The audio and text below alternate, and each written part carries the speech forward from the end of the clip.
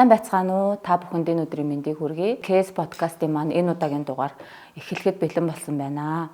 Энэ удаагийн дугаараараа бид бүхэн өөрийнхөө байгууллага дээр нөхцөл байдлаа танилцуулаад 3 зочноо урьсан байгаа. За манай жүжигчин Намаа хүрэлцэн ирсэн байна. Жүжигчин Уянгаа маань хүрэлцэн ирсэн байна. Харт эмэгтэй тэмцэх газрын ахлах мэрэгчлэн Ариун төгс маань хүрэлцэн ирсэн байна. За урилгын маань хүлээж авсан та бүхэд маш их баярлалаа. Хүрсэн баярлалаа. Манай подкастын онцлог нь гэх юм бол шүүхээр шийдвэрлэгдсэн хэрэгүүдийн талаар ярьдаг байгаа.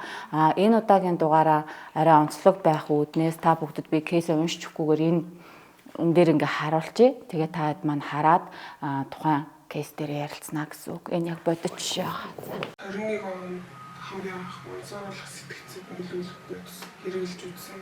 Говьд болохоор миний сайн болсон хүн тэрийг хэрэгэлдэг гэсэн. Анх болохоор тэр хүүхдээ ерөөсөө тийм хэрэгэлдэг гэж ерөөсөө мэдээгүй, зүгээр л ярилцаал амар хүндэлдэг, амар үнэлдэг гэсэн. Яг дотносоод ирсэн чинь монсоруулах сэтгцийг нөлөөлөх байд хэрэгэлдэг. Тэр нь бүр ингээд дондчихсан өдөр болгон хамааралтай яагаад юм би ойлгосон. Тэгээ яг тийм үед нь ингээд айгаад холдохыг хүссэн ч гэсэндээ би зүгээр ингээд тэр хүнд тусалж чадах юм шиг амар зөрөгтэй байсан. Тэгээд яг хамт байхын тулд тэрний үгээр ингээд ганц 2 удаа хэрэгэлсэн. Тэгээд тухайн үед бол би хэрэглэхдээ ингээд хизээч өөрийгөө энэ зүйлээс хамааралтай болчихно, ийм амар сэтгэл готролд орно.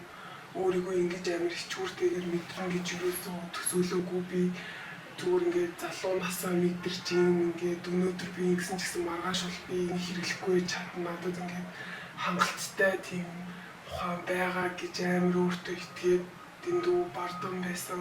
Зүгээр ингээд өөрийгөө амар завтай чөлөөлж ийн гэж бодод одоо хэрэглэсэн үедээ ингээд хамт байгаад ярилцаад байгаа тухай үед надад амар тийм аз жаргалтай байгаа юм шиг санагдчихсэн боловч яг маргаашнаас нь эхлээл бүхэд өөрчлөгдсөн. Ингээд хизээч мэдэрч байгаагүй амар готролд орж исэн. Өөрийгөө хизээч харж байгаагүй зүгээр харж эхэлсэн. Тэгэхээр яг юм талаар ингээд зөндөө сонсч исэн. Амар аюултай зүйл гэж ингээд мэдчихсэн ч гэсэндээ яг миний төсөөлснөөс бүр ингээд хэдэн мянга дахин илүү амар байсан. Тэгээ би яг тухай тэгээд хэрэгэлдэг ингээд зөндөө олон хүмүүс дунд ороод ингээд харж байгаа. Би бол ингээд хамгийн бага хугацаанд хэрэгэлсэн хүн байсан. Би яг тасралтгүй 2 сар л хэрэгэлсэн. Тэгээд за ер нь яг одоо яг болохоо болж байна. Одоо ингээд болох хэрэгтэй. Тэгээд тэр 2 сараас хойш гарах бүр ингээд зөндөө олон орлогуудыг янз бүрээр хийж исэн. Ерөөсөө ингээд эргэж нөхөхдөггүй амар их сэтгэл готролд ордог. Би бас амар хөвддөг. Тэгээд нийгмийн харилцаанд орж бүр ерөөсөө чаддаггүй. Өмнө байсан би ерөөсөө юу ч үлдээгүй надад. Хүнтэй харьцах амар хэцүү болсон. Ганцаараа баймар санагдаад байгаа мөртлөө ганцаараа байхад амар хэцүү. Гэмшээ өгөр авахгүй. Өөртөө амар готрон. Өөрөөсөө амар хийчин. Тэр зүйлийг давж гарч чадахгүй байгаа амар их готордог байсан.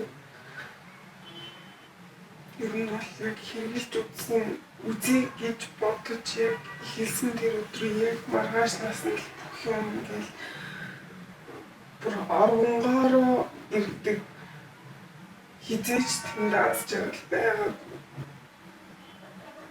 2-3 цагийн сэтгэл хөдлөлийг мэдэрчээ тараас нь 2-3 сар готролыг мэдэн дөөл нэр аимшигтэй. Хамт хэрэглэсэн хүмүүсээс чи хинж байдаггүй. Энэ зүйлийг хэрэглэхээр боллоо гэж хэлэхээр хинж итгэдэггүй. Хизээч нэгэндээ урам өгдөггүй.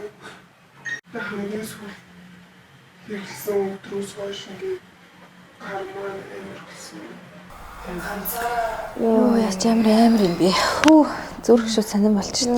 Одоо ингээ гар нь өгчжээд тэгээд одоо ингээл тайруулаад хураг болно л гэсэн үг юм тий. Тэр өгчцэн хэсгийг бол хүссэн үсэг нөгөө тайрна гэсэн. Тэгэхгүй бол тэр өгчл нөгөө цаашаа улам дамжраад яваад байна гэсэн үг байхгүй. Энэ охин нөгөө анх эмнэлгийн байгууллагад очихдоо нөгөө артерийн судасны бөглөрүүлгээд 3-р эмнэлэгдсэн байна. Артерийн судасны бөглөрүүлгээд тэгээд эн чинь анхны залтанд болохоор тохоо хүртэл гарын тавинаад залт гарч ирсэн байхгүй. Тэгээ ээж нь би яаж одоо ингээд 20 гарах настай хүүхдийнхаа одоо гарыг ингээд тайруулах юм бэ гэх боломжтой бүгд эмнэлгийн байгууллага явсан. За тэгээд нөгөө яг артерийн судасны бөглөрөл гарсан боловч нөгөө хэлхсэн судасны бөглөрөл бол бүрэн гараагүй. Тэгээд одоо энэ нөгөө буглаг хүртлээр хавдартай байгаад байгаа. Энэ хэсэг бас нөгөө тэр бөглөрөл гарахгүй бол дахиад хүчил цаашаа дамжирч явна гэсэн. Тэгээд энэ хүн яг тэр 5 сар руу болохоор сая энэ зүүн нөгөө нэг хаалгаанд өрсөн. Хаалгаанаараа тайруулсан. Уусаа тайрахаас Би нөгөө охин хөхттэй болохоор бүр амар. Одоо яг манай дээр ингээд нөгөө ирж байгаа хүүхэд залуучуудын эмэгтэй хүмүүс аягүй холбогдож орж ирээд байгаа өөртөө бас хохирогч болох тохиолдол аягүй байна. Тэгээл найз нөгөө танилыг хүрээлэл юм тэгээл нэг хүрээлэл одоо нэг л энэ зүйлийг хэрэгэлдэг хүн ороод ирэх юм бол тэр хүрээлэл тэр чигээр л тэр зүйлийг хэрэглэх юм нөхцөл болоод байгаа байхгүй. Хүүхэд байх тусмаа залуу байх тусмаа энэ зүйл одоо том маш хурдан байдаг гэсэн. Гэтэ энэ охин одоо ингээ 2 сарын турш хэрэгжилж байгаа шүү дээ. Тэнгуут л гэр орондоо очихоор одоо эргэн тойрныхын хүмүүс тэрийг ингээ анзаарч мэдэх одоо ингээ согтуу хүнийг харангуут мэдэгддэг шүү дээ. Тэнгуут л тэгж мэдэгдэх боломжгүй юм уу? Хүүхдээ одоо жишээлбэл биш арх уугаагүй байна, тамхи татаагүй байна гэдэг дээрээ л ач холбогдол өгдөг болохоос ш нөгөө хүүхэн хараа мараа томорж гин үү. За эсвэл бол нөгөө нэг юу гар уруунд зүү тарианы орон байна уу гэдгийг юусэн анзаарч үздэг.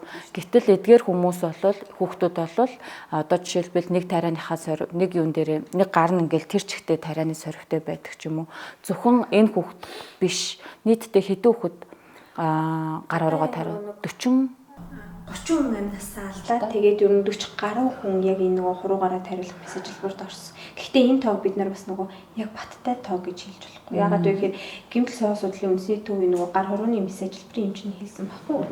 Яг 3-аас 4 жилийн өмнө одоо яг энэ тохиолдол жилдээ 5-аас 6 тохиолдол ингээд бүртгэгддэг байсан юм байна л да. Гэтэл одоо баг ингээд сарда 5-аас 6 өмнөддөг ч юм уу тийм энэ тохиолдол одоо маш их ер нь эрчимтэй нэмэгдэж байна гэдэг зүйлийг л хэлээд байгаа. Тэгээд энэ одоо нөгөө хэрэглээд хуруугаараа тайруулаад байгаа асуудал маань өөртөө нөгөө гэж хаашаа ер нь л ингээд баг биш нэлээдгүй байгаад байгаа юм байна Монгол улсын тухай. Тэгэл ингээд хаашаа ярих юм бол нөгөө үндэсний аюулгүй байдлын хэмжээнд хүртэл яригдах ийм ноцтой асуудал байгаа байхгүй.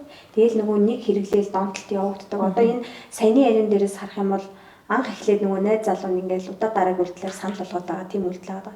Тэгээ за би нэг л удаа хэрэглээд үзчихээ дараа нь би одоо хэрэглэж чадахгүй гэдэг өөртөө 200% итгэлтэй байсан тийм. Гэтэл нөгөө нэг хэрэглээд донтолт нь явагдсан.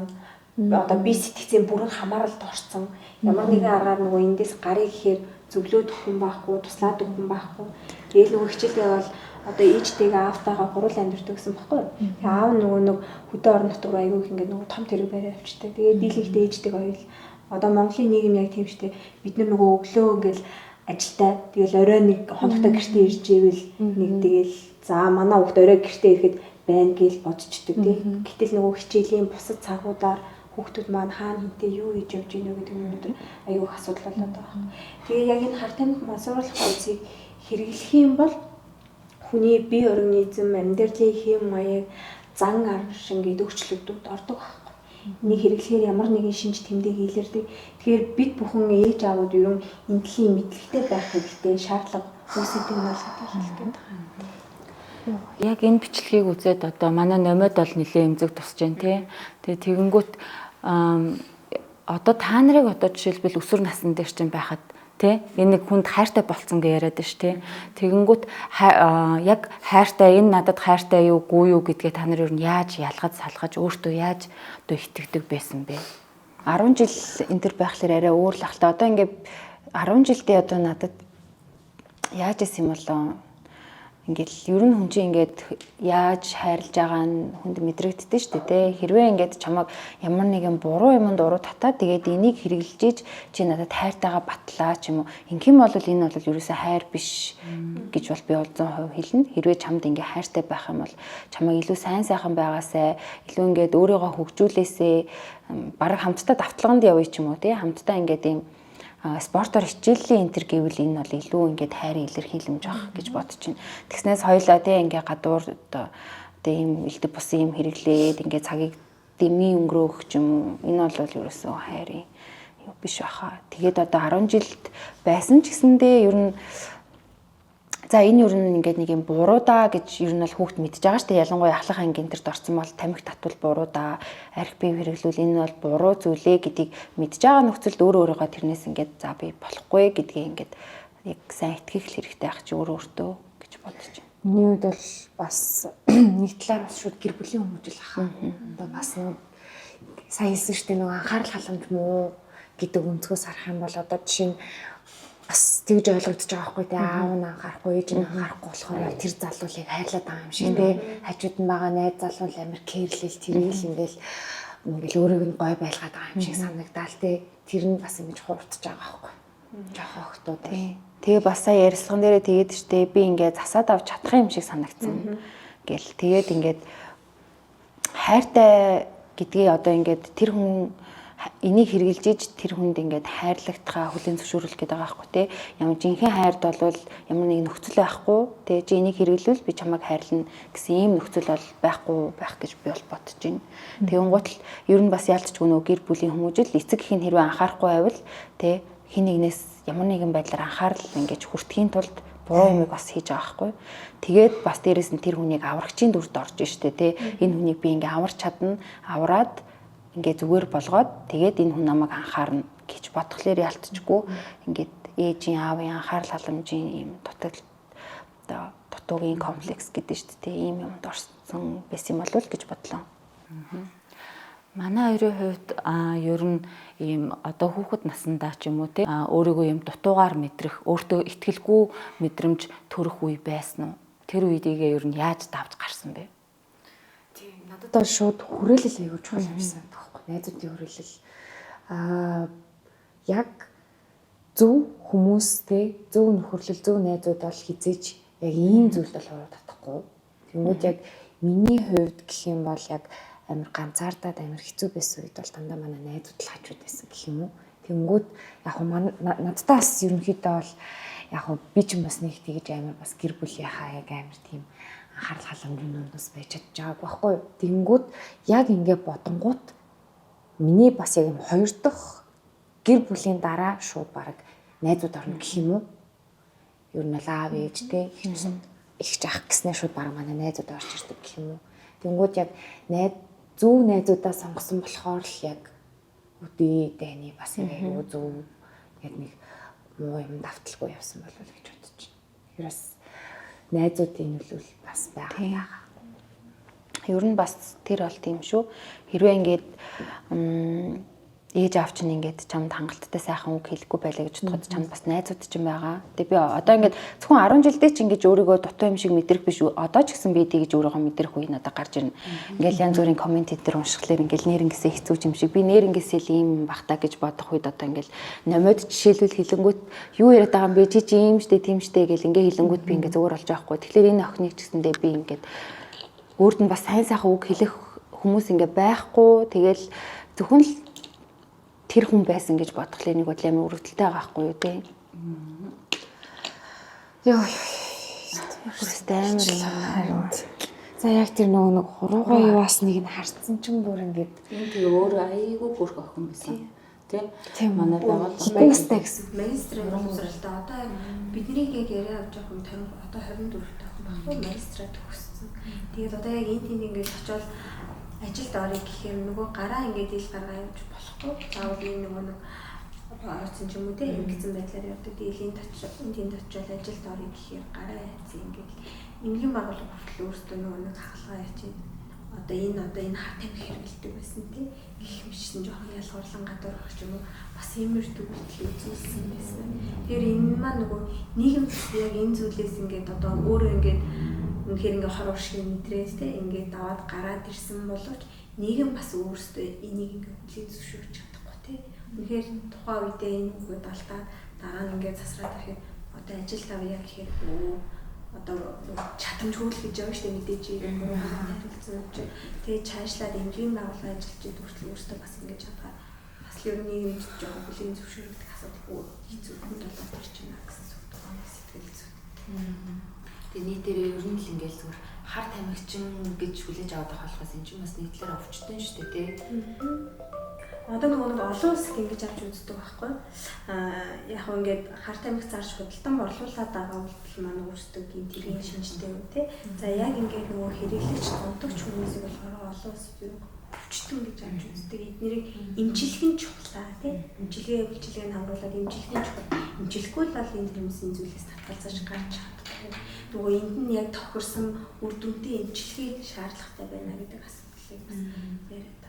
Тэгээд одоо яг энэ хүүхэд залуучуудыг хэрэглээд байгаа шалтгаан нөхцлүүдийг дурдаад аваад үзэх юм бол ерөн гэр бүлийн хараа хяналт тутмын за хоёрт нь гэх юм бол нөгөө их сурвалж нь тодорхойгүй буруу ташаа мэдээлэл авснаас болоод яг хүүхэд залуучууд бас хэрэглээд байгаа шалтгаан нөхцөл. За буруу дахь шалтгаан нөхцөл болохоор найз нөхөд танилын биелэл байдаг. Одоо нөгөө нэг л тэр хүрээлэлд одоо нэг л юм хэрэглэгч юм уу донтогч юм уу буруу нөхөр ороод ирэх юм бол тэр хүрээлэл тэр чигээр одоо хар тамхи юм болох юм магадлалтай байна гэсэн үг. Тэгэхээр эдгээр шалтгаан нөхцлүүдийн юм аль нэг л гараад ирэх юм бол энийг хэрэглэх ийм нөхцөл үүснэ л гэсэн. За тэгээ цааш нь ярих юм бол одоо нөгөө нийгмийн стресс, ур хөндөл хүртэл яригдах ийм асуудал байна гэсэн. Тэгэхээр яалч ч нөгөө эцэг эхчүүд маань хүүхдэд тавих хараа хэлтэй сайжруулах хэрэгтэй. Найз нөхдийн хүрээлэлд хүртэл одоо хинтээ нөхрөлж юм, хинтээ найзалж юм те гэдэг байнга л нөгөө хяналт тавьж явахгүй бол болохгүй шүү гэдэг зүйлийг л анхааруулж байна. Одоо яг намайг 10 жил байхад бол ийм зүйл хэзээ сонсогдож байгаа байхгүй. Одоо ингээд яг хуруугаараа тайраад им уугаад ингэдэг хэмжээнд гингүүд бас энэ бидний хувьд бас амар шин болж эхэлж байгаа юм тий. Тэнгүүд аав ээж нарын хувьд ч гэсэн тий ер нь хагч нарын хувьд ч гэсэн бас амар юм шин зүйл болж байгаа юм шиг санагдаж байна. Тэнгүүд яг энийг эцэг эхчүүд бас өөртөө судалж мэдээд юу хэрэглээд байна, яагаад байна, ийгээд байна, одооны хүүхдүүд яг юунд донтоод байна гэдгээ бас эцэг эхчүүд өөртөө амар сайн судлах хэрэгтэй юм шиг санагдлаа. Одоо чинь энэ яг би Facebook дээр болохоор нэг юм мэдээ байсныг харсан сайт дээр нэг гараад хариулсан гэдэг эрэгтэй хөлт 10 жил эрэгтэй хөлт гэдэг би нэг харж ирсэн. Гэхдээ тэр нь болохоор яг одоо бас тэрийг нөгөө нэг тим юм хэрэглээд гэхээр бас тэр шууд сурталчилсан болчдөг бах те. Тэрийг нь бас хаадаг бах. Тэнгүүд тэртлийн одоо нөгөө нэг юм хор уршгийг нь бас ингэж илүү те ийм аюултай шүү гэдэг талаас нь мэдээлэл хүргэж байгаа юм бас илүү. Ер нь бол нөгөө нэг одоо манай эцэг эхчүүд өөрсдөө л энэ мэдээлэлд авах хэрэгтэй. Манайхаас одоо яг энэ мансууруулах юм сэтгцэд нөлөөд бодсон хор уршиг, хууль хэрэгцээ хариуцлага, за хэрэгэлсэн үн дийлэрэг шинж тэмдэг, таних хараа, хууль хэрэгцээ хариуцлага гэх мэтлэн сургалтыг зохион байгуулдаг байхгүй. Тэгэл нөгөө яг ингээл төрийн төр захиргааны байгууллага ажилтаа албагч эсвэл одоо нөгөө ихтэй сургууль, 10 жилийн сургуулийн эцэг их багш нийгмийн ажилтнуудад энэ сургалтыг авахаар хүмүүс нөгөө сургалт гэхээр ямар залхсан байдалтай хүлээж байна. За тэгээ манай сургалтанд суусны дараах тэр хүмүүсийн сэтгэл арай өөр болж эхэлдэг. Үнэхээр энэ ялцчгүй хэрэгтэй сургалт юм байна тий. Биднэрт ингээд аюу их мэдээллийг өглөө. Өнөөдөр яг Монголын нийгэм ийм болсон гэдгийг бид нэр мдээгүй байна тий. Аюу их хэрэгтэй сургалт байна гэж сургалтын дараах хүмүүс тэгж ойлгож авдаг. Тэгээ нөгөө нэг энэ мэдээллийг зөв одоо нөгөө нэг зөв газраасаа олоод авчих юм бол ерөөсөө энэ одоо хар тамхи гэдэг зүйл айл болгоны хаалгыг тогсож байгаа ийм эрсдэлтэй байна л гэдгийг анхааруулж хэлээд байна. Тэгээ нөгөө хүмүүс яг монголчуудын ойлголт юу юм байдаг. Хар тамхи гэж ярихаар энийг баян хүмүүс л хэрэгэлдэг гэж ойлголт байдаг байхгүй. Гэтэл өнөөдөр яг Монгол улсын тухайд хүн болгон энэ зүйлийг хэрэглээнийхээ төвшөнд хэрэгэлдэг болсон. Үнтэйгийн тэр нөгөө мөнгөтэй хүмүүс нь авч хэрэгэлдэг. За олдоод зэгтэй хямдын болохоор нөгөө 10 жилийн хүүхдүүд ч юм уу те оюутан залуучууд ч юм уу эсвэл нөгөө ажил хөдөлмөр эрхэлдэггүй тэр нөхдүүд олдоод зэгтэй хямдхныг олж аваад хэрэглэдэг байгаа байхгүй. Тэгэхээр яалтчгүй л нөгөө энэ дээр ярих гээд байгаа зүйл нь заавал мөнгөтэй хүмүүс бас энэ зүйлийг хэрэглэдэггүй юм байна шүү гэдэг зүйлийг л анхааруулж байна. Одоо энэ 24-т охин гэж бааш 2хан сар хэрэглэсэн гэж байгаа шүү дээ. Ямар амар үр дагавартай те шүү. Харин те нэг гарынхаа 5 хурууг сарбууг авах болно гэхээр бүр амар. Тэнгүүд одоо чинь бас тоо мэдээлэл те хэдийн одоо нэг сард одоо чинь 5 ингээл одоо имлэг дээр очиж ин те тэнгүүд ерөнхийдөө бол энэ тоо баримтын тийм мэдээлэл хуруугаараа тайруулж байгаа тохиолдлуудыг бид нэр ингээд аваад үзэх юм бол өгдөж гаруу яг энэ хуруугаараа тайруулах мессеж болж торсон байна гэдэг судалгаа. Гэхдээ энийг бас нөгөө бид нэр баттай судлаа гэж хэлж болох. Энд чинь нөгөө нэг гинтл савх судлалын үндэсний төв 1-р эмнэлэг 3-р эмнэлэг гэх юм хөл ингээл нөгөө нэг аль томын төвд тэр ингээ хийгддэг хагалгаа. Тэгээд нөгөө яг ямар шалтгаан нөхцлөөс бас хуруугаараа тариулж ийнэ гэдэг чинь бас нөгөө тодорхой яг ингээ эмчнэр одоо нөгөө үнэлэлт өгөөд л ингээл нөгөө хуруугаар тарих юмс ажиллаж хийж байгаа шүү дээ. Яг нөгөө нэг ийм шалтгаан нөхцөлтэй ч юм уу эсвэл өөр шалтгаан нөхцөлтэй юм уу гэдгийг бас энэ нарийн тодорхой гаргасан судал байна. Одоо энийг хэрэгжилж эхэлж байхдаа л би хуруугаараа тариулчих магадгүй дээ гэж хинч бодохгүй. Өө за би маргаашнаас зөөр олчихно гэж бүгдээрээ тэгж бодож байгаа. Гэтэ ингээд 30-40 хүн ингээд нас барсан байна. Гар хуруугаа тайруулсан байна. Эдгээр бүгдээрээ л маргааш нь хэрэглэхгүй л гэж бодсон байгаа тий. Тийм болохоор одоо ингээд энэ талаар сонирхож байгаа ч юм уу тий найз нөхдөйгөө хэрэглэж байгаа гэдгийг мэдчихвэл ер нь мэдсэн даруйдаа л ингээд зогсоохыг одоо хичээгээрээ гэх юм уу. Тэгээ нөгөө 10 хүүхэд тутмын 6 нь одоо жишээлбэл сониуц цангаасаа болдог. Найз нөхдийн хүрээллээсээ тий. Буруу гэдгийг мэдсээр бэжэж хэрэглээд байна гэдэг чинь бас асуудал болчиход байгаа байхгүй юу. Өсвөр үеийнхнээс хамгийн хэрэглэгдэж байгаа үгийг судлаад үзсэн чинь та нар юу намайг юу тулж явж байгааг мэдх юм уу гэдэг үгсэн. Тэгэхээр та хэд маань хэцүү зүйл тохиолдох юм бол яг тэрийгэ яаж даван туулж гардаг вэ? Хэлгүй амьдрал гэж юу нь бол байхгүй шүү дээ, тий. Тэгээд хэрвээ чи ингээл зовж байгаа юм шиг санагдах, өвдөх, өөр юу гэдгийг шаналл одоо эн чинь л чамайг амьд байгаа гэлтэж байгаа зүйл шүү дээ. Тэгэхээр тэрийгэ за би яг ийм юм дээр ийм мэдрэмж авд юм байна гэдгийг ер нь бол тэрийг ингээ мансураад тэрийг тоохгүй орхихоос илүүтэйгээр зүгээр яг ямар мэдрэмж төрж ийн би ямар үед яаж ийн гэдгээ илүү тэр мэдрэмжээ мэдэрч өнгөрөөх нь илүү зүгээр юм шиг надад санагдаад идэв. Эм орох юм бол зүгээр хангалттай сайхан эм ороод тэр мэдрэмжээ дуусгах те. Юмд ингээ хэцүү байвал за юм хэр хэцүү байх шүү гэдгийг ингээд ойлгоод дараачийн удаа яг ингэхгүй байхын тулд яах вэ гэдгийг бодох хэрэгтэй байх.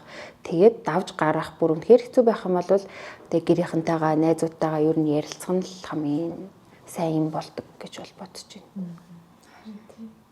Би ч ер нь янгатай адилхан байна уу. Гэхдээ бас аюу хүнээс аюу хэцүүлдэг тийм хүүхэд бүрийн өөрсдийнх нь онцлог гэж байгаа тийм. Тэгмэд одоо чинь нэг нь бол амар нээлттэй тийм хэцүү гарах юм бол шууд тэрийг яриад уйлаад онгоочдөг тийм. Тэнгүү зарим хүүхдүүд болохоор бүр хитрхи татгшоогоо тэгээд тэрнээсээ болоод ярьж чаддгүй, гадагшлуулж чаддгүй бас ингээд хүүхэд бүрийн онцлог байдаг баг. Тэнгүүд хэлэх гээд байгаа юм гэх юм бол одоо яг чам хэцүү санагдаж байгаа зүйл бол зөвхөн хэсэггүй хугацааны зүйл шүү. Энэ бол ерөөсөө өөрт мөнхөд үргэлжлэх урт хугацааны зүйл бол биш. Юмс болгон ингээд өнгөрөөд тэг цаг хугацааны хязгаар ингээд мартагдаад ингээд явдаг. Тэгэхээр яг тухайн үеийн хэцүү санагдаж байгаа зүйлд битгий итгээрээ. Яг тэгжэл тэр юм бол ингээд тохиолдол тэгэл хэсэг хугацааны дараа хэдхэн өдрийн дараа л дуусч шүү дээ. Тэгэхээр ингээл насан туршдаа үргэлжлэх юм шиг бодож болохгүй. Харин одоо энэ донтолтонд орох юм бол энэ ч өстө насан турш юм болж байгаа хгүй тий. Дараагийн эрсдэлний үе гэхээр одоо биеийн үнэлэлт болох магадлал маш өндөр байдаг охтуудын хувьд. Тэгэхээр өнөөдрийн хэдүүлээгийн ер нь гол сэдэв болвол охтууд руу ер нь охтуудыг яаж хэрхэн өөртөө ихтгэлтэй болгох вэ? Яаж бусдад үгүй гэж хэлэх вэ? Тэ? Хэрвээ сайн дураараа ингээд одоо ээж аав давуулаад ирэх ч юм уу. Тэгээ өөртөө сайн дураараа ирээд би одоо тест өгье. Эсвэл би ингээ хэрэгэлдэм намайг ингээ мэрэгжлийн байгууллагад холбон зуучлаад өгөөч гэдэг юм бол ямар нэгэн эрэг үйлээр хариуцлага байхгүй.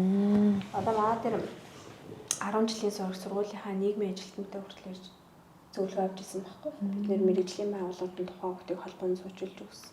За ингээд энэ охноос гадна ер нь ингээд яг энэ төрлийн гэмтгэрийг холбогдоод ирж байгаа охтуудтай уулзаад үзэхэд ер нь бол 18 настай, 21 настай гээд нэлээд олон охтуудтай уулзаад үзэхэд дандаа л найз залуу санал болгосон. Үерхдэг байсан залуу санал болгосон. Тэгээд нөгөө удаа дараагийн үйлдэлээр санал болгоод тахаар нөгөө юм чи за яг ихний удаа болохоор үгээл хэлж байгаа юм л. Тэгэл удаа дараагийн үйлдэлээр санал болгохоор нөгөө эцэс үлдээ сална ч юм уу те. Ингээд нэг харилцаа арай өөр төвшөнд шилжиж ирэх гээд байгаа. За би хэрэглээд үзье гэдэг бодолтой л нөгөө хүмүүс болж байгаа байхгүй. Одоо нөгөө хайртай гэдгээ баталж хэлэх гээд байна гэд энэ маань өөрөө хайр биш гэдэг байгаа шүү дээ. Тэгэл баталгаал оролдоо. Тэгэл яг л нөгөө энэ зүйлийг нэг л хэрэглээл донтолт явагдаад тэгээ яг нөгөө өөртөө ингээд харин ч нөгөө мэдээл аваад сайн дураараа очиход ингэх юм бол бидний мэрэгжлийн байгууллагад холбоонд зурчилж өгөх юм байна гэдэг өөрсдөө ирээд эмнэлгийн байгууллагад хүртэл бид нар холбоонд зурчилж өгсөн тохиолдлууд нийлээдэг байгаа байхгүй. Тэгэхээр бас энэ мэдээллийг хүүхэд залуучууд маань өөрсдөө авах хэрэгтэй. Эцэг хэн ч гэсэндээ бас энийг мэддэг байх хэрэгцээ үүсэдэг гэсэн. Тэгээ нөгөө ээж аавад ингэдэж шүү дээ одоо хүүхдээ ерөөсөө чи тамхи татаад үзээрэй, чи арх угаад үзээрэй. Болохгүй шүү л гэдэг болохоос биш. Яг энэний үр дагаврын юу юм, хор уршигны юу гэж юусэн тайлбарлаж хэлдэггүй. Зарим тохиолдолд одоо эцэг эхчүүд нь хүүхдүүдтэй багт ярилцдаггүй. Тэгэхээр нөгөө хүүхэд маань хинээс зөвлөгөө авах уу гэхээр нөгөө л нэг найз нөхдөсөө зөвлөгөө авах болчиход байгаа байхгүй. Ээж аав нь тэрний нөгөө хор уршиг үр дагаврыг тайлбарлаж хэлэхгүй учраас нөгөө хүүхэд маань найз нөхдөсөө л зөвлөгөө авах болчиход байгаа байхгүй. Тэгэхээр нөгөө адилхан хүүхдүүд учраас зарим тохиолдолд нөгөө нэг оновчтой зөв зөвлөгөөг өгч чаддаггүй. Тийм шүү дээ. Тэгээ нөгөөх нь өөрөө донтогч найз байх юм бол яах юм болж байна те. Өө зүгээр шүү дээ. Яадын ганц хэрэгжилчтэй гэвэл нэрээ тийм ч юм уу гээл тэгэл хэрэгжилж үзэх юм шүү дээ. Хүүхдүүдийн бас нэг зүйл аа. Түрүү манай сэтгэл зүйч хэлсэн.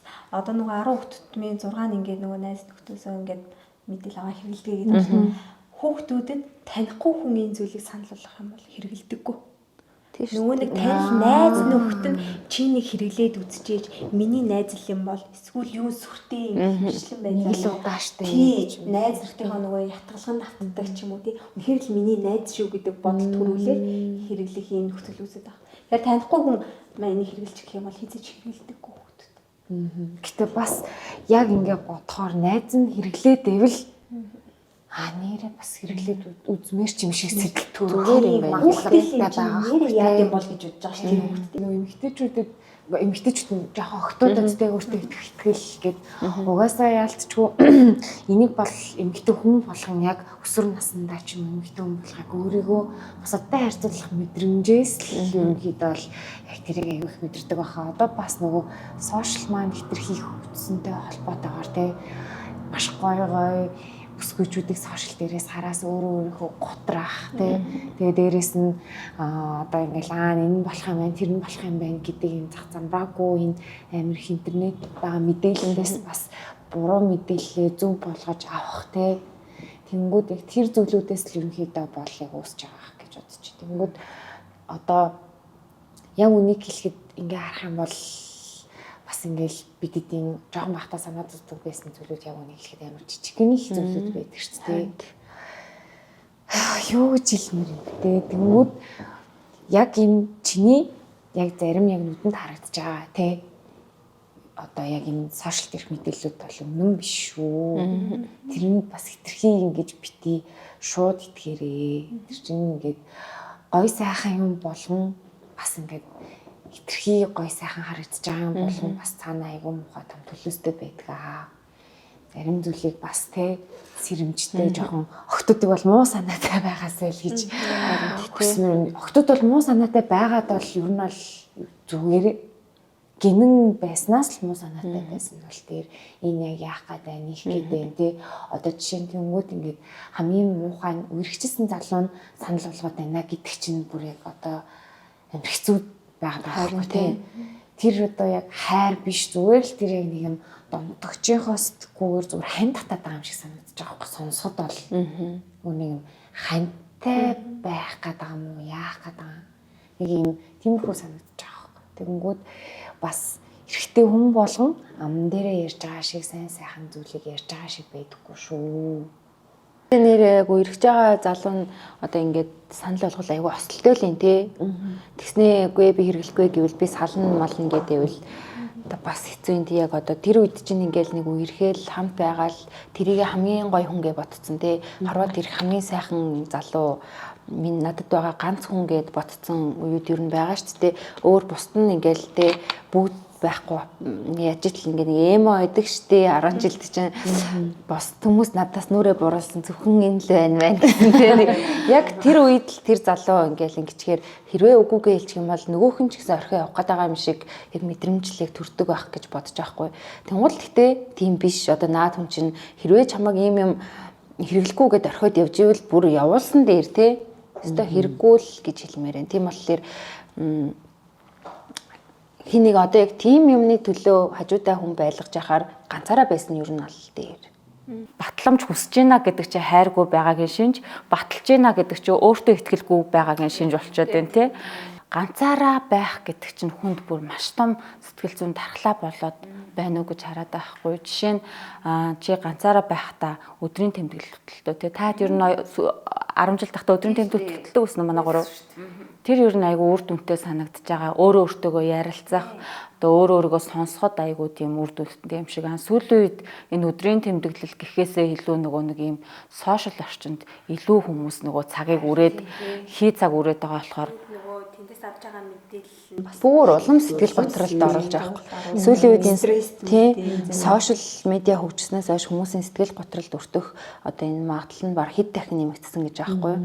Тэгэхээр ингээд одоо бид нар бол 10 жил байхдаа гэртээ ингээд хичээлээ тарж ирээл тэгэл хөөх юм нөгөө өдрийн тэмдэглэлээ бичиж нэг стикер нэг наагаал тийм нэг иймэрхүү юм хийж л ингээд өдрийг өнгөрөөдөг гэсэн бол толгойн талбай тийм. Тэнгуут л одоо бол бүр улам л өөрийгөө сэтгэл готролд орох юм даа байхгүй. Тэгэхээр эцэг эхчүүд ч гэсэн энэ сошиал медиагаа жоохон хүүхдүүдээсээ хязгаарлаасай гэж бодож байна.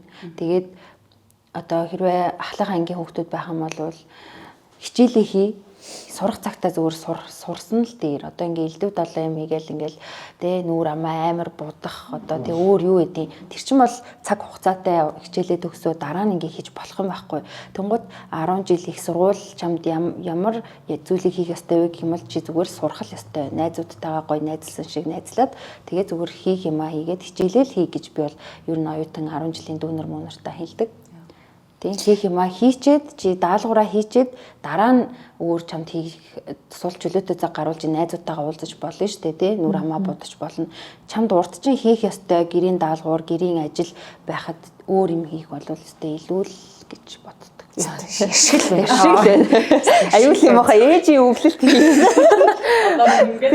Тэгээ нөгөө өөртөө итгэлтэй бай гэж л бүр маш их хэлмээр санагдаж байгаа хүмүүсүүдэд бас. Тэр нөгөө бас шууд утгаараа гэр бүлийнх бол явчихнаа тий. Тэгээ ер нь бол тийм шүү. нөгөө энэ дээр ярих гэдэг суур хүмүүжлээ юу бол хатуучлалтай өссөн хүүхдүүд. Одоо ингээ эрэгтэй хүнд үгүй гэж хэлж чадахгүй байна гэдэг чинь ер нь бол тэр шууд 100% бас аавтай холбоотой болж ирж байгаа хгүй. Яг нэг Britney Spears-ийн нөгөө түүх байдэн штэ нэг гой плаж өмсчөө даавасаа ямар даашин зөө өмссөн мэн надад гоё харагч гинүү гэсэн чинь аав нь өөрийг нь тоодгүй лүү. Тэрнээс хойш л ерөөсөө эрэгтэй хүн таалагдахын тулд бүх юмыг хийж ихсэн гэж ярьж байгаа хгүй. Тэгэхээр ингээд аав нар минь охтуудыгаа нэг сайхан хайрлаад тэ нэг анхаарад ярилцаад чи ингээд гоё охин шүү миний охин ингээд цорын ганц гэд тэрийг ингээд гоё мэдрүүлж өгөөсэй гэж би бас хэлмээр байдаг байхгүй. Тэгвэл одоо ингээд манай үеийнхэн энтриг харахаар ихэнх нь ганц бие ээжүүд байдаг штэ тий.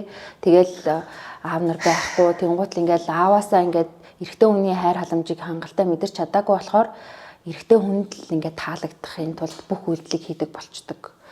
Би ийм хувц өмсвөл одоо ингээ ангийнхаа бандэр таалагдах болов нүрээ ингээ бодвол би таалагдах болов би ийм юм хэрэглүүл энэ хүн таалагдах юм чи яадын ингэж юу нь л бодож байгаа хгүй. Тэгэхээр ер нь бол аав нар минь охтуудтай бас жоохон анхаараасай л гэж хэлмээр байна. Одоо яг гэр бүл салтаас амар их байгаа тийм ялангуяа тэнгүүд нөгөө одоо би чинь бас өөрөө ганц бие ээж болохоор ялцчихгүй нөгөө нэг юм давах зүйлийн хувьд ачааллын хувьд 100% ганцаараа дааж явна гэдэг бол бас айгүй хүнд санагдаж байгаа. Ялцчихгүй нөгөө сэтгэлийн амар хаттай байхгүй бол тэнгүүд тэрэн дээрээс бас залуучууд маань бас амар гоё хариуцлагатай байгаасаа тий. Тэгэхгүй бол одоо ингээд бас жоохон охтууд те бас ингээд ганц бие сэтгэл готролд ороод тэгээд ингээд яг өөрийг нь одоо энэ донтолт гэдэг зүйл яг ингээд арга цаагаад болгоод байгаа юм шиг бас үнэс үүдэлтэй бас юм дэвшлүүд өсөж байгаа байх. Тэгээд ард нь юу үлдгүү тэгээд бас л хөвгөд л хохирно. Тэгэхээр бас л нөгөө нэг юм сэтгэл готролтой те өөртөө итгэлгүй тийм л хөвгтийг бас ирээдүйд бэлтэж байгаа л гэсэн үг байхгүй. Одоо манай үеийнхэн ч ер нь ихийг нь ингээ ээж аав болсон байгаа штэ тий. Тэгэнгუთ л бас ээж аав болсон хүмүүстэй хэлэхэд нөгөө өөрсдийнхөө сэтгэл зүйтэй бас аягүй сайн ажилласаа гэж тэгээд ийм хүүхдийн хөгжүүлэх ном юм байдیں۔ Бас уншаад өөрсдөө эцэг их хүнийхээ хувьд бас өөртөө хөгжүүлээсэй гэж би бас хэлмээр байдаг. Яг гэвэл чи одоо өөрөө ингээ янз бүрийн айдастай өөр янз бүрийн одоо ингээд юм те сэтгэл зүйн өвчлөлттэй байх юм бол хүүхдтэй тэрийг өөрийн мэдлгүй л халдаана. Тэгээ тийм болохоор тэрнтэйгээ бас одоо ингээд одоо чин сэтгэл зүйчин тэр дүүрэгт ингээд үнэгүй байгаа шүү дээ. Тэрэн дээр чамаагүй очиод ингээд ярилцаасай гэж хэлмээр байна. Тэгээд нөгөө удаан зовхгүй байхын тулд нөгөө хүүхдээ суур хүмүүжлийн зүгээд тавиад зөв л хүмүүжүүлж юм бол ирээдүйд угаасаа хүссэн үсээ хүүхэд нь зөв замаар явна л гэсэн. Тий. Тэгвэл нөгөө хүмүүжил суул ингээл одоо буруу хүмүүжчих юм бол тэгэл ирээд насаараа л тэр хүн зов биш. Хүүхдээ яаж зөв хүн болох вэ гэдэг. Та тэр нэг юу харснаа сүүлийн үед нэг сошиал дээр бас хүмүүсийн стори дээр амирх яваадсан нөгөө боловсрал яг хинт хэрэгтэй ингээд диплом хинт ч хэрэггүй штэ гэж мэдээ. Тэр бол надад бүр үнэхээр амар буруу санагдаж байгаа байхгүй тий. Хүн угаасаа сурч боловсрох насыг нь зааж өгөөд угаасаа ингэж төгсөөд заавал диплом авсныхаа ар дээрээс бид нар те нарийн одоо мэрэгжил эзэмшээд тэгээд заавал бид нар ингээд ажиллах хэрэгтэй гэж тэнгүүд бас нөгөө сошиал дээр нөгөө олон даагчтай болчвол те гинт ингээл амар олны танил болоод ч юм уу тэсгүй нэг юм хөөсрөөд байгаа байхгүй те тэнгүүд нөгөө хүүхдүүдийн бас яг тэр айгу буруу санагдаад байгаа байхгүй. Харин ер нь тэр айгүй нөлөөлсөн юм шиг санагдсан шүү. Манай энэ одоо хамаатны дүүнер мөнөрт хараад хахад сургуульд орохгүйгээр зүгээр амьдрчиж болох юм байна гэж бодоод байгаа байхгүй. Тэгээ сургууль бас ер нь хэрэггүй ч гэх шиг те. Ер нь сургуулаас бид нар амар их юм сурч авдаг. Нийгмийн харилцаа те ингээд ингээд төрж угаасаа next level 10 жил их сургуультай байхдаа бол ингээ хичээл сургуультай анхаарал явж байхад ер нь аль ингээ болчтой юм шиг санагдаад байгаа байхгүй юу. Ер нь илүү юм руу өсчээд бол нэг хэрэггүй л болов. Амьдрах урлаг тал руу тий юм чиглүүлээ. Тэгэл суйс сураад сурж байхдаа би бол бүр үнэхээр бүр амар 10 жил чинь би бүр хувийн сургууль зүгээр ингээл амар 50 амгалан байж байгаа л төгссөн. Тэгмүүд суйс дарангууд ингээ аягүй өрсөлдөн гэлтэй хин голдор ах уу яах вэ хөө хин сайн байвал тэрэн л хичээн те тэнгуут яг энэ жинхэнэ өрсөлдөөнүүд ороод ингээд гэхээр нэг түнтэй харьц сурч байгаа те сэргэлэнтэд сурч байгаа те за яавал хийх үү гэд нэг юм амь тэмцэх юм чадварууд нэмэгдэж байгаа ахгүй ирээдүйд тэгэл ер нь бол оюутан байхад л ер нь бол хамгийн их юунуудаа сурдаг штэ ер нь яг амьдралын гой тэгээд дээрс оюутан байхдаа гой амьдралын найзуудаа амлж авдаг те тийм болохоор одоо боловсрал бол хүн болгонд хэрэгтэй гэж хэлмээр байна да. Тэгээ дээрэс нь одоо нөгөө хүүхдүүд янз бүрийн юм хэрэглээд байна гэдэг чинь стресстэй байгааг нь л бас шинж авч тий. Тэгэхээр чин тэр стрессийг ер нь яаж тайлах уу гэхээр явж бас хүүхдүүдээ янз бүрийн хичээлээс гадуурх нөгөө урлаг спортын юмд явуулвал тэр ер нь хөгжимчин хүмүүс гэмт хэрэг үйлдэх магадлал ер нь баг байдгүй юм байна л да. Яагаад гэсэн чинь нөгөө хорооны өндгөөрөө бүх стрессээ нөгөө гадагшлуулад тэгчдэг болохоор тийм хүн алж исэн хөгжимчин гэж бараг байдгүй гэж би нэг судалгаанаас уншсан шүү. Тэгэхээр хүүхдүүдэд янз бүрийн элдв дугуйлан мууланд явуулаад сайхан завгүй байлах юм бол бараг ийм элдв янз бүрийн юмд уруу татагдах нь байгаа байх болов гэж бодож байна. Тийм. Хайлтгал нөгөө чөлөө завын зүг. Нөгөө нэг бас нэг тийм юм судалгаа байсан ш. Нөгөө одоо яг Монголд бас аягүй их даалгавар өгдөг штеп. Манай охин ч өөрхийн амт шүн оршигэл 10 хүртэл даалгавар хийдэг. Тэгэл өглөө нэг өөрхийн 10 гэж сэрэл тэгэл бэлдээлтэй хоолнд ажил гараа явдаг. Тэнгүүд нөгөө бас яг даалгавар гэдэг хичээл гэдэг зүйл бас яг Монгол бас аягүй хүүхдүүд стресс болоод юм санаа. Тэнгүүд хүүхдүүдийн яг тэр даалгавар нөгөө хичээлээ хийх нь хийж байгаа яг дуртай юмд нь яг бас ингээд 2-3 цагийг өдөрт зарцуулаад дугууланд явуулангууд нөгөө хичээл хийх нөгөө юу нөсөөд нөгөө сэтгэл нөсөөд нөгөө стрессээ бас гаргачихж байгаа байхгүй тий. Тэнгүүд ингээд хичээл нь улам сайжирч ийн гэсэн бас нэг тийм юм байсан шүү. Хичээлээ байх юм стресстэй шүү дээ. Мэдээж хэрэг ямар нэгэн байдлаар хүүхд ч гэсэндээ стресс гаргах хэрэгтэй шаардлага байна. Энэ тал дээр бас нөгөө одоо жишээлбэл нэг кейс байдаг байхгүй юу? Нэг сургуулийн гадаа очиод нөгөө хичээлээ хурдан ойлгодог болгох. Тэгээ энэ бол нөгөө шидэт ус гэд нэрлэлсэн. Ялангуяа Солонгос нөгөө тийм айгүйх түгээмэл байгаадсан. Шидэт ус гэд өгөөд чи хичээлээ ихэд ингээд чамайг тайвшруулна гэх. Тэр нь яг цаад санаа нь бол мансууруулах бодис байгаа байхгүй юу? Тэгэхээр бас ийм зүйлд хүүхдүүд маань өөртөө юмыг яаж мэдгэв те хүн болгоо энэ насыг дайрж гарсан. Харин энэ үеийн хүүхдүүд маань юун дээр илүү фокуслох вэ гэхээр бид нар харин ч мэдээлэл дунд одоо тэр үеийг бодох юм бол илүү мэдээлэлтэй орчинд өсөж байгаа учраас амьдарч байгаа учраас энэ дээр шүүлтүүртэй байгаад өөрийгөө ингэж хамгаалах юм байна гэдэг талаас нь хандчих юм бол ядаад арай нөгөө гарах одоо энэ зүйлд холбогдох тоо нөхцөл байдал буурах юм болов уу гэж хараад байгаа юм л та. Гэтэ яг анзаарвал бас яг ингэж амжсан санагдаад байгаа шүү дээ байхгүй.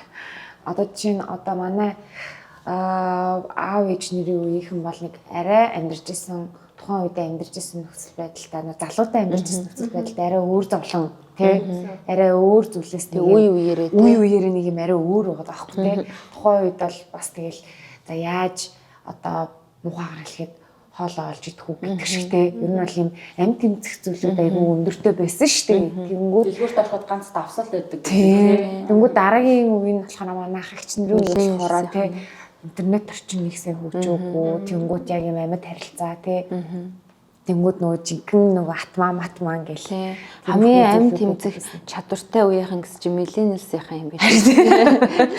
Одоо ингээд жинзигийнхэн чинь болохоор хамгийн weak нөгөө сул дорой тэгэл жоох юм болохоор зовлон болоод байгаа байхгүй. Ер нь боллоо тий.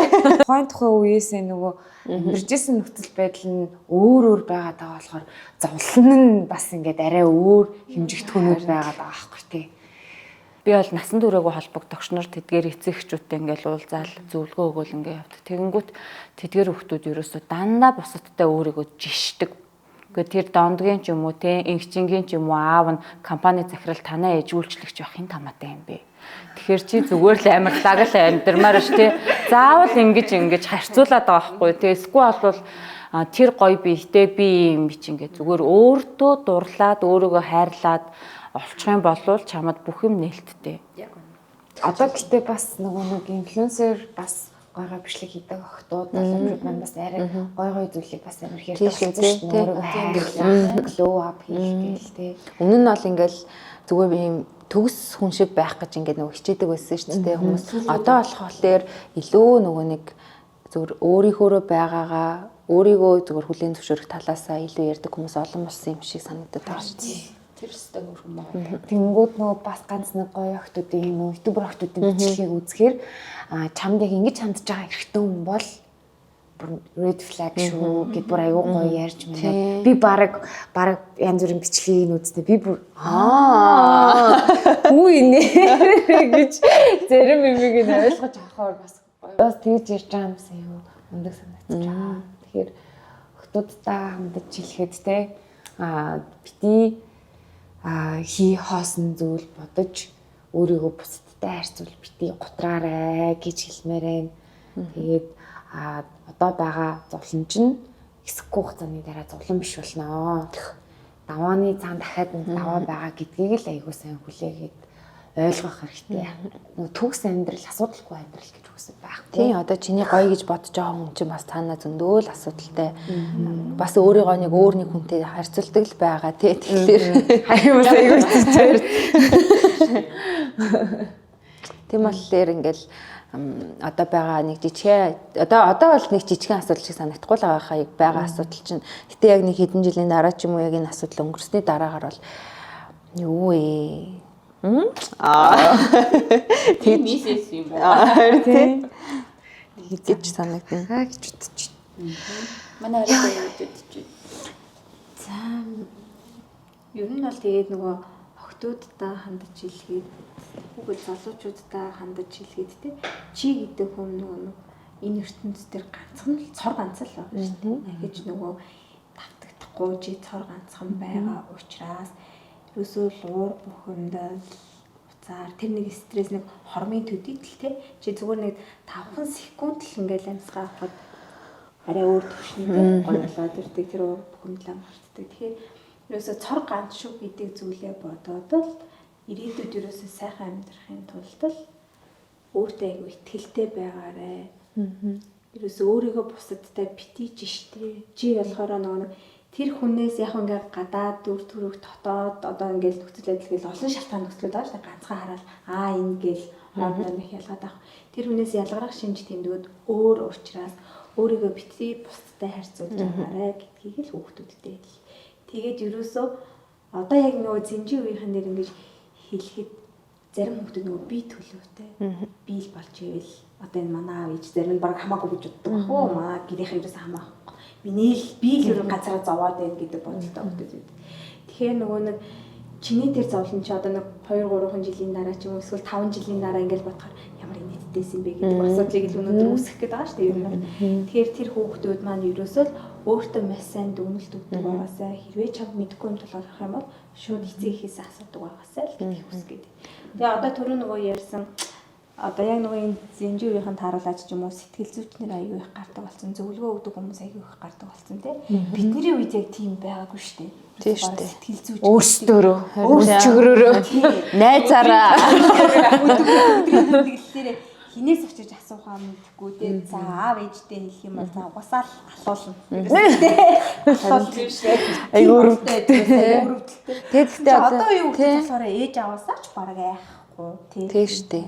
Тэглээж одоо ингээд асуудлыг давж гарах ингээд амар олон одоо ингээд замууд арга замууд байгаа шүү дээ тий. Найзуудтайгаа уулзаад ингээд өөрийгөө дээж авдаа хэлэх ингээд амар олон аргууд дундаас явж одоо энэ донтолтыг л битгий сонгоорой гэж хэлмээр байгаа байхгүй юу. Тэгээ эцэст нь тэгэл ингээд хуруу гараа тайруулах өөр юу эдийн шоронд орох. Тийм шоронд орох гэдэг. Тийм. Ямар амар үг. Харин тийм ингээд ийм зүгээр ийм хэцүү сонголтыг битгий хийгээсээ цаана ингээд өөр гой сонголтууд хийгээд чиний амьдралд ингээд тохиолдох амар олон сайн сайхан зүйлүүд ингээд чамаа хүлээж байгаа тэр дундаас очиж энийг нь л битгий сонгоорой гэж хэлмээр байна. Үгүйс ингээд амар ойлгоцсон. Шоронд орох шиг юусаа ямар чирдлээ шүү дээ. 10 охин энийг магадгүй хэрэглэх гэжэлээ гэж бодоход 2 нь боллоо. Гэвтэл эн чин цаана 20 30 одоо хүнийг энэ зүйлээс холдуулж гин гэдгийг таад манд бас гоё ойлгож аваарэ. Ганц охины арталд арт нь аав нагаа ээж нагаа ах トゥ хамаатан садан тэр чигээрэл орно. Сэтгэл зүйд өөрсдөө бас асуудалтай болно гэсэн үг байхгүй. Тэгэхээр хүрэлцэн ирсэнд маш их баярлалаа. Мансуурлгүй ирээдүйн төлөө хамтдаа гэд хэдүүлээ урайгаа хэлээд өнөөдрийнхөө подкастыг өндөрлөе гэж бодож байна. Мансуурлгүй ирээдүйн төлөө хамтдаа